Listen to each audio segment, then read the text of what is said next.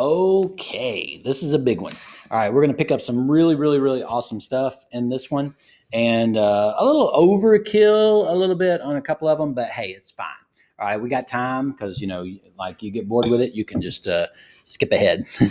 Okay, so here's the thing: a constant is where we need to start. All right, so the derivative of a constant is 0. All right, why is that?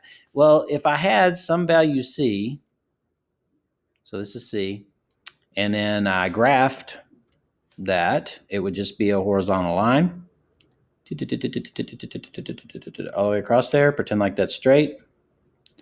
Pretend like that's straight. And so the derivative is going to be 0. So each of these are all constants. And so the derivative is going to be 0. But I like this because I can use the different notation. All right. So on this one, let's say y prime is 0.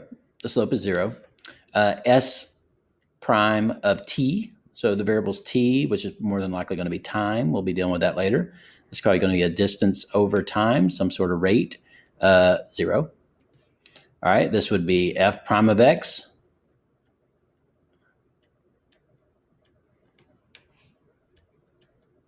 zero. And then this one, let's do dy dx this time. So dy dx, that's how you say that. You don't say dy over dx. Some people argue that.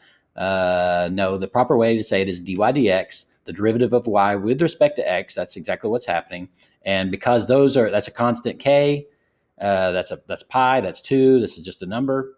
And so the derivative is 0. Okay. So, all right. Okay. Single variable rule. All right. So this is y equals x.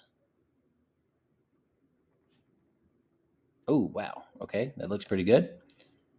All right. So the single variable rule is that the slope of that line will always be 1. It's a 45-degree angle. It's there's a bunch of different ways to look at it, but the slope is 1. Any triangle you draw there will be isosceles if you wanted to calculate the slope, and then the opposite over the adjacent would be the same. The rise over run, the tangent, all those things. All right. So here we go. So f prime of x.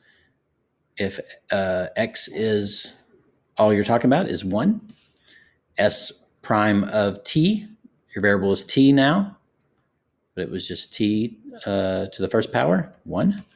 And then x prime of t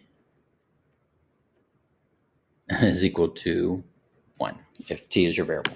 Okay, so all right, so I guess I'll call that example 1 and 2. And